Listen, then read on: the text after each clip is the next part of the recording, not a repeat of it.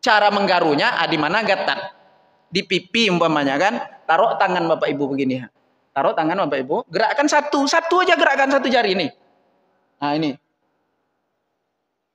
Ini sampai subuh enggak akan batal sholat Bapak Ibu. Cuman waktunya lewat habis. Nah, Bapak Ibu. Maksudnya itu lama-lama pun enggak masalah. Tapi satu aja gerakan. Ini. Jari manapun boleh, satu jari. Ini di dalam sholat. Kalau di luar sholat terserah Bapak Ibu lah. Ya, mau pakai kayu, garu enggak masalah. Ini di dalam sholat.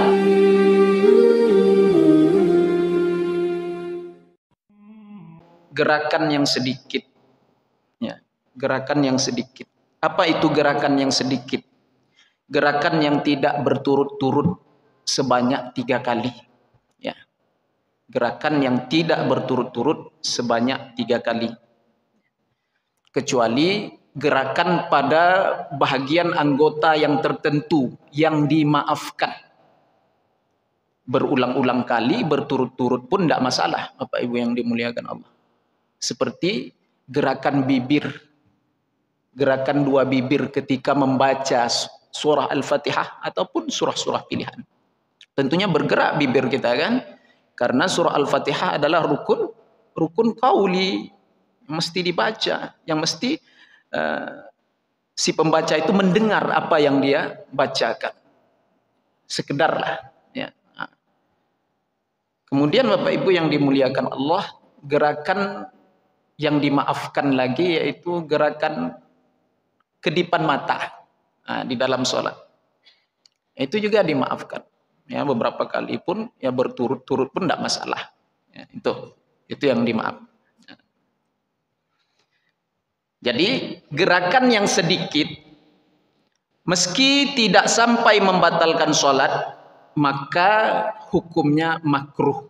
Nah, maka perkara yang makruh di dalam sholat inilah yang mesti kita hindari. Jangan dilakukan. Nah, kalau ada hajah, ada kepentingan, ada keperluan, tidak makruh. Setiap perkara yang memakruhkan di dalam sholat, kalau kita ada hajat, ada kepentingan untuk melakukannya, maka tidak makruh.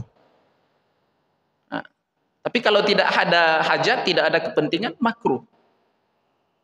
Maka daripada itu jangan melakukan hal-hal yang memakruhkan di dalam sholat. Ya, rusak sholat kita. Rusak di sini maksudnya pahala tak sempurna, cacat dia. Nah, baik. Kemudian Bapak Ibu yang dimuliakan oleh Allah Subhanahu wa taala, illa lihajatin katanya, kecuali karena hajat kepentingan. Ada beberapa perkara yang dikategorikan sebagai hajat kepentingan ya. Seperti wadzalika fi daf'il mar wa qatlil aqrab wa hajatihi ilal haqqi alladhi yusawwisu alaihi al-khusyu'. Dan termasuk di dalam perkara yang penting ya, atau yang ya boleh dilakukan, kita berhajat untuk melakukannya, seperti mencegah orang yang lewat di depan kita ketika kita sedang sholat. Kalau kita sudah menghadap ke dinding atau di tiang atau sudah dibatas dengan sutroh, ada juga yang lewat, maka berhajat tuh ya, perlu kita menggerakkan tangan. Nah, itu gerakan tuh kan. Nah, di situ berhajat supaya dia jangan melintas di depan kita, supaya dia jangan berdosa, karena melintas di depan orang yang sedang sholat itu berdosa Bapak Ibu, tidak boleh itu ya. Baik. Di dalam sebuah hadis Rasulullah sallallahu alaihi wasallam bersabda, hadis ini datang daripada jalur Abi Sa'id Al-Khudri radhiyallahu taala an. Idza shalla ahadukum, apabila kalian sedang salat atau hendak mengerjakan salat. Idza shalla ahadukum ila syai', apabila kalian salat dan kalian sudah menghadap kepada sesuatu, yasturuhu minan nas, yang mana kalian menghadap kepada sesuatu yang mana sesuatu itu dapat menghalangi kalian dari melintasnya orang-orang di hadapan kalian. Nah, itulah dia seperti entah dinding, entah tiang, entah sutroh. Itu sutroh Bapak Ibu yang di dinding itu. yang di tiang Bapak sandarin itu. Itu sutroh namanya itu.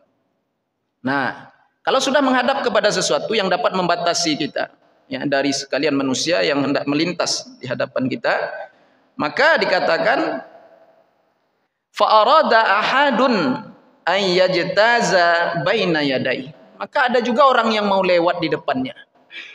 Dia ada sholat di depan dinding, di depan tiang, di depan sutroh, ya, sudah dibatas. Ada juga orang yang mau lewat, ya, melintas di depannya, falyadfa'hu. Maka Rasulullah katakan falyadfa'hu. Apa yadfa'? Hadang dia. Nah, hadang pakai tangan. Nah, itu. Hadang pakai tangan, ya. Kemudian fa'in aba, kalau sudah dihadang tapi ngotot juga mau melintas, ya, maka fal yuqatilhu, maka perangi dia, bunuh, kata Rasulullah. Ini ya agak berat sedikit ancamannya Bapak Ibu, ya. Fal yuqatilhu, perangi dia, bunuh dia, ya. Fa innama huwa syaitan, maka sesungguhnya dia itu syaitan, itu kata Rasulullah sallallahu alaihi wasallam. Itu manusia tuh Pak Ustadz, bukan setan. Maksudnya di dalam dirinya itu ada syaitan, ya. Setan yang mengiringi dia, yang menggiring dia, yang menolak dia supaya dia melintas di depan orang sholat itu. Itu maksudnya. Karena dalam sebuah riwayat hadis dikatakan fa innahu ma'ahu qarin, maka sesungguhnya ada bersamanya itu setan. Itu Bapak Ibu yang dimuliakan Allah Subhanahu wa taala. Muttafaqun alaih, hadis ini riwayat Imam Bukhari dan Muslim di sahih. Maka dihadang, sunnah itu, anjuran daripada Rasulullah dihadang. Jadi menggerakkan tangan di situ, ya, adalah perbuatan yang berhajat, perlu kita lakukan, maka tidak makruh. Itu ada hajat itu, tidak makruh sama sekali, ya. Jadi bunuh tadi itu Bapak Ibu perlu saya jelaskan pula. Perangilah dia atau bunuh dia, itu bukan diperangi, dibunuh benar-benaran Bapak Ibu, ya. Pertama, satu kali dia melintas, hadang. Kalau ngotot juga pukul. Itu maksudnya bunuh, perangi di situ tuh pukul atau tolak lebih keras. Gitu. Ya. Jangan pipinya, ya, jangan pipinya, jangan mukanya, badannya, tolak lebih keras gitu. Atau dorong lebih kuat. Nah, itu maksudnya perangilah atau bunuhlah. Jangan pula nanti dibunuh. Itu bahaya Bapak Ibu, ya. Besar kasus nanti. Ya. Bapak Ibu yang dimuliakan Allah Subhanahu wa taala. Itulah hadis-hadis seperti inilah Bapak Ibu yang mesti kita pahami lewat guru-guru yang betul-betul paham dengan hadis itu. Hendak nanti diartikannya secara teks itu. Maka bunuh dia. Lah sudah Bapak Ibu. Ini garis keras. Ekstrim kan jadinya kan. Bunuh di situ maksudnya tolak, dorong lebih kuat. Begitu. Baik.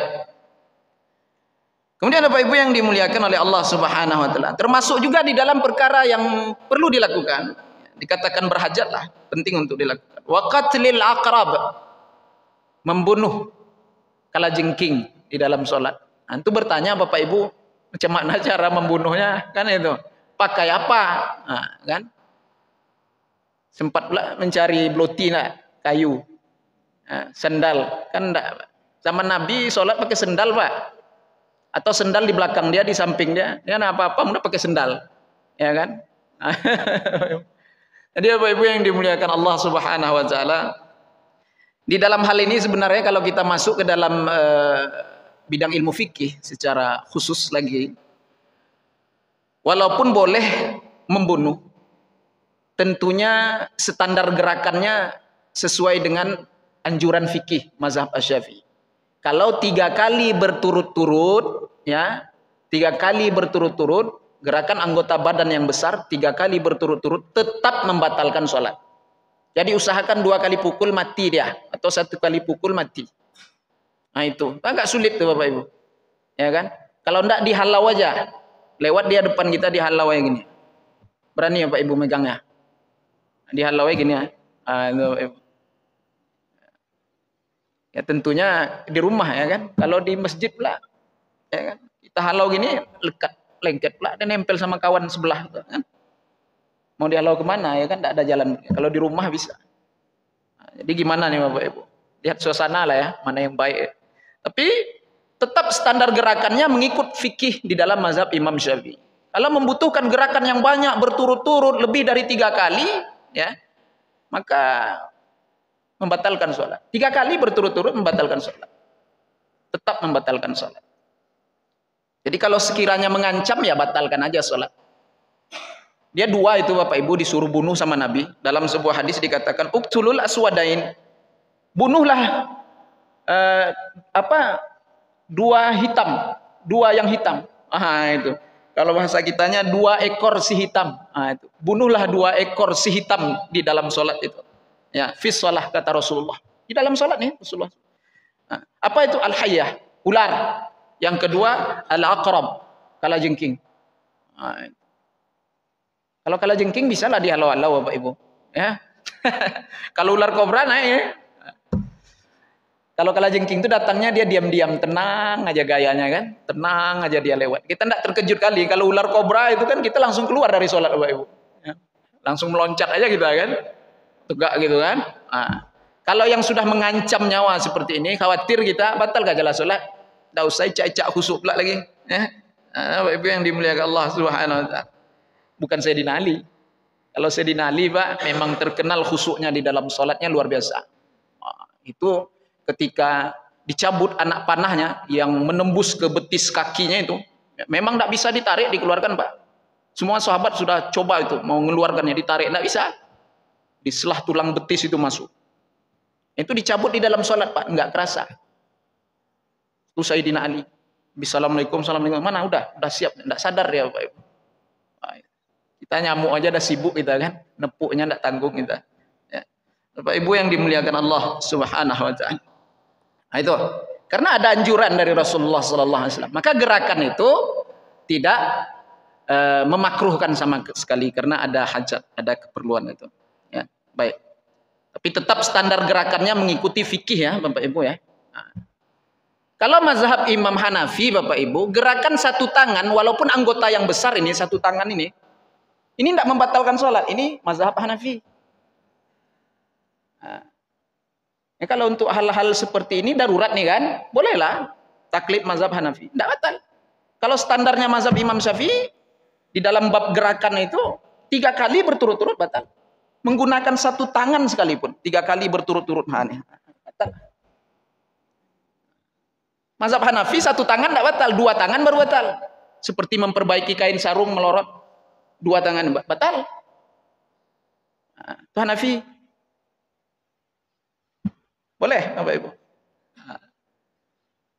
Jauh ya perginya ya, ke Hanafi perginya. Boleh, karena darurat nih, penting. Ya.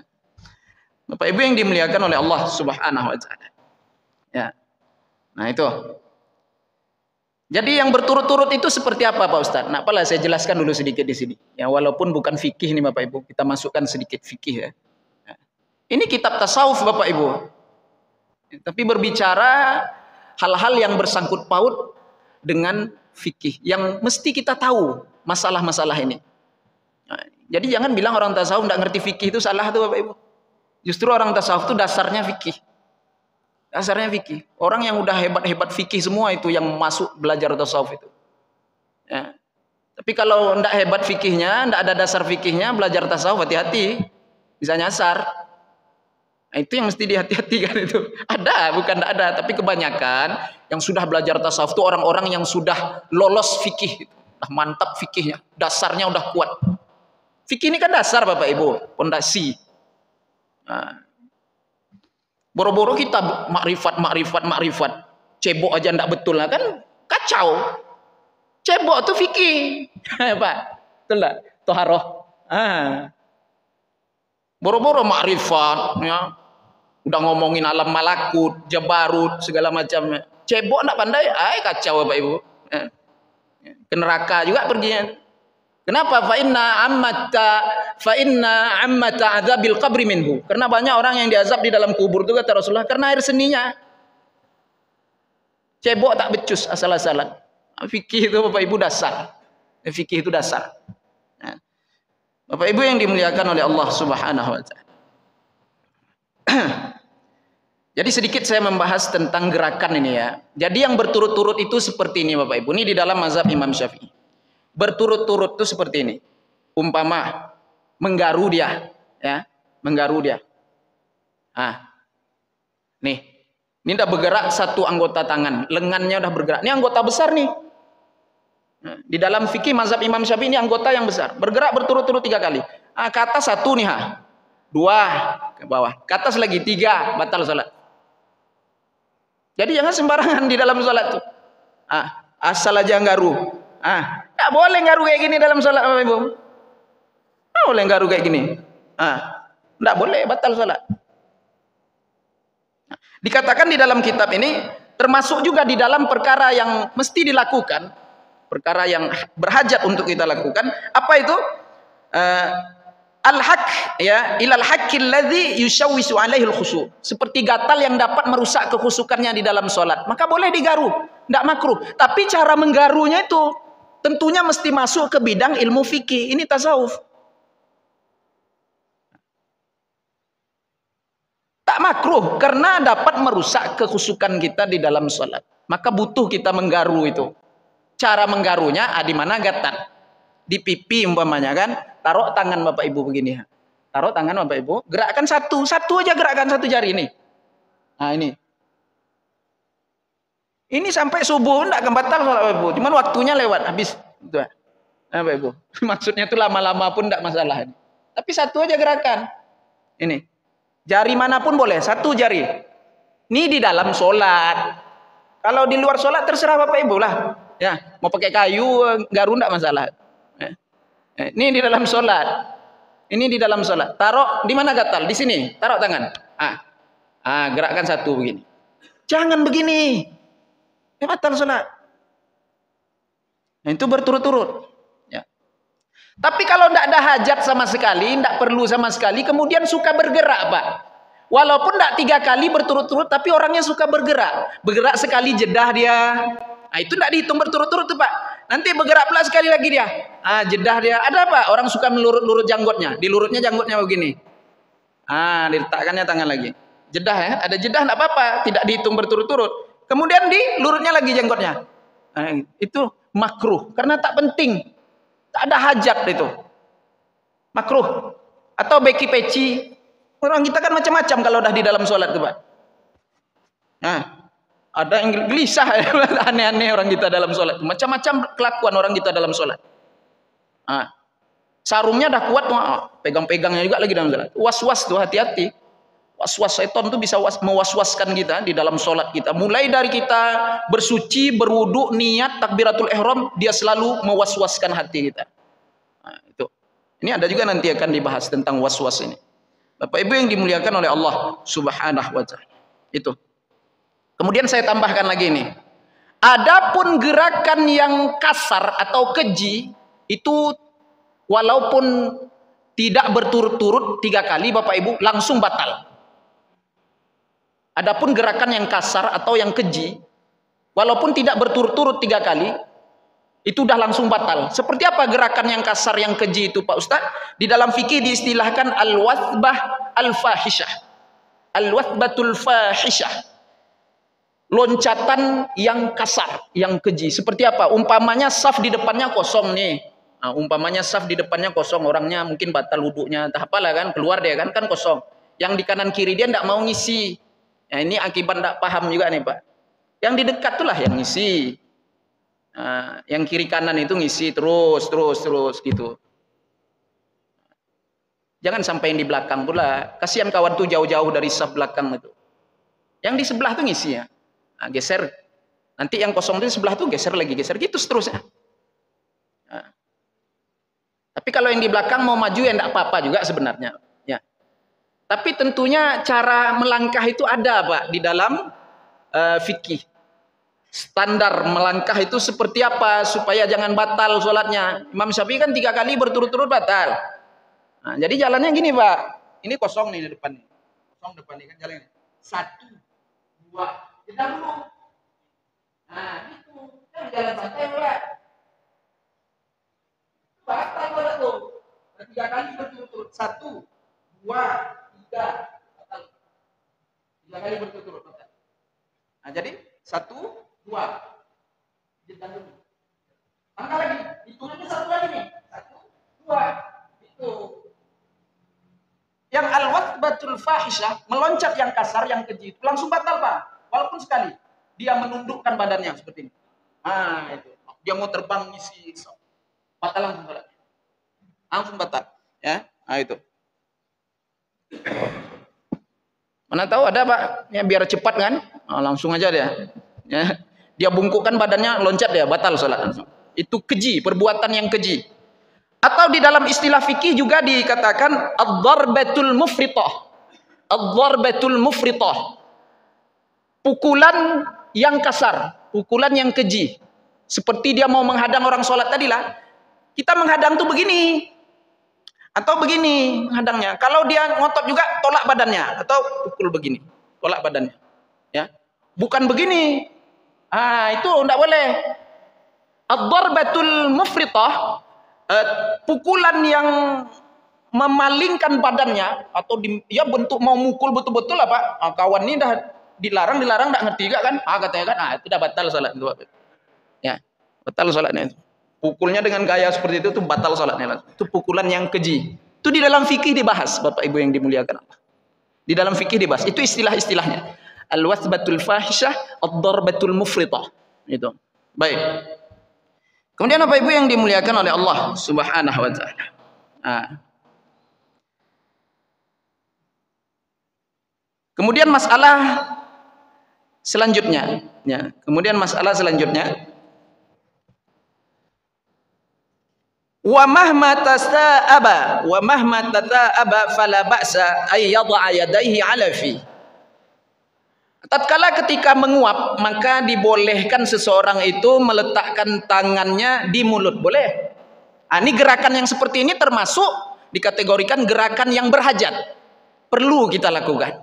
Nah, untuk apa? Supaya jangan bersuara. Jangan bersuara, Bu, Pak, ketika menguap itu. Di dalam sholat, apalagi di luar sholat. Di luar sholat kita bersuara, wah, itu kan. Nah, itu Bapak Ibu yang dimuliakan Allah, ketawa setan itu. Dengar kita nguap kayak gitu tuh setan ketawa, suka kali dia, girang setan itu. Nah, Bapak Ibu yang dimuliakan Allah SWT. Tutup pakai apa? Nih, punggung tangan ini. Yang kiri. Dalam sholat. Tapi saya lebih cenderung kepada pendapat yang mengatakan kalau di dalam sholat ini enggak usahlah pakai gerakan, ditahan pakai rahang. Itu dalam sholat, khusus dalam sholat. Kalau di luar enggak apa-apa. Karena di luar tutupnya begini ya, Bapak Ibu. Bukan begini. Ya, bukan begini. Begini. Tangan kiri, punggung tangan kiri. Begitu ya. Nah, itu. Kalau di dalam ada 2 caranya, boleh pakai tangan, pakai punggung tangan begini, boleh ditahan pakai rahang. Saya lebih cenderung ke pendapat menahan memakai rahang. Jadi gimana menahan pakai rahang tuh Pak Ustaz? Ditahan gitu. Nah, jangan tengah-tengah dia. Ya, jangan tengah-tengah lebar-lebar dalam sholat. Ya. Nah, ini hal-hal yang penting diketahui Bapak Ibu yang dimuliakan Allah. Jadi gerakan tangan tadi itu tidak makruh. Ya, nah baik. Cuman itu tadi kadang ada orang yang menggerakkan tangannya ya ketika menguap itu menutup mulutnya, tidak pandai caranya. Ada yang modelnya apa? Ini batal lah. Batal lah. Itu udah lebih 3 kali itu. Makanya gini aja. Taruh aja udah. Hati-hati dalam sholat itu hati-hati. Ya, gerakan di dalam fikih Imam Syafi'i itu ada standarnya seperti apa. Tidak sembarangan Bapak Ibu. Ya. Baik. Bapak Ibu yang dimuliakan oleh Allah Subhanahu wa taala. Wa in atasaha mindallah, jikalau dia bersin, boleh dia mengucapkan alhamdulillah di dalam sholatnya itu. Tetapi fi nafsihi, di dalam hati. Kalau bersin ucapkan alhamdulillah di dalam hati. Seperti itu. Ya. Walam yuharrik lisanah, jangan dia gerakkan lidahnya. Maksudnya itu jangan diucapkan dalam hati. Wa in tajassa'a fayanbaghi an la yarfa'a ra'sahu ila sama. Tajassa ini kalau bahasa kita sendawa, Pak Ibu. Sendawa. Ya, bahasa Indonesia tuh ya, sendawa ya. Sendawa. Gelegek kan apa orang Jawa bilang sendawa ya. Jadi kalau sendawa dikatakan hendaknya tidak mengangkat kepalanya ke atas. Ada orang sendawa, nah itu gitu kan, dinaikkannya kepala ini. Nah itu, naik ke tunda. Ya dalam sholat makruh, ya karena tidak penting itu dilakukan. Ya, baik, itu tak penting yang seperti itu. Ya, baik, ditahan kepalanya. Kemudian apa ibu yang dimuliakan Allah Subhanahu wa taala? Nah, itu masalah yang pertama di dalam sholat yang mesti kita tahu. Penting Bapak Ibu. Nah, itu masalah gerakan tuh Bapak Ibu. Jadi jangan main-main masalah gerakan ini. Jadi imam, jadi makmum mesti jaga gerakan kita. Jangan sampai bergerak membatalkan sholat 3 kali berturut-turut. Jadi imam, ada imam Bapak Ibu tapi tidak imam di Masjid Al-Falah itu, ya. Dia ya ini untuk pelajaran lah, ya, akan menceritakan keburukan untuk pelajaran iktibar, ya. Saking serunya baca Al-Fatihah itu Bapak Ibu, kepalanya bergerak-gerak, badannya bergerak-gerak. Bismillahirrahmanirrahim. Ini tidak boleh nih Bapak Ibu. Tidak boleh itu. Ada itu saking serunya baca Fatihah. Ada imam, makmum bagailah, ya. Nah, imam-imamnya kita salahkan, dia salah Bapak Ibu. Tidak tenang badannya. Ya dah batal sholatnya. Orang yang sholat kayak ini dah batal sholat Bapak Ibu. Ada yang sami Allahu liman hamidah. Ada Bapak Ibu tengok tak? Nah, dah sebatal sholatnya itu. Dalam mazhab Imam Asy-Syafi'i. Kita khususkan di dalam fikih Asy-Syafi'i. Ada Pak? Sami Allahu liman hamidah. Dua lagi nih gerak. Satu aja dah batal nih. Lagi dua nih gerakan. Batal sholat. Hati-hati ya yang kayak gitu, jangan dibiasakan lagi. Kemarin tak tahu saya Pak Ustadz, kodo sholatnya. Wah, itu pendapat yang kuat, kodo sholatnya. Kan tak tahu Pak Ustadz. Kalau malas mengkodo ya tobatlah betul-betul kepada Allah. Mudah-mudahan Allah terima. Ya, Bapak Ibu yang dimuliakan Allah. Makanya tidak main-main kalau masalah sholat nih Bapak Ibu. Ya, nanti ada masalah kodo lagi nih.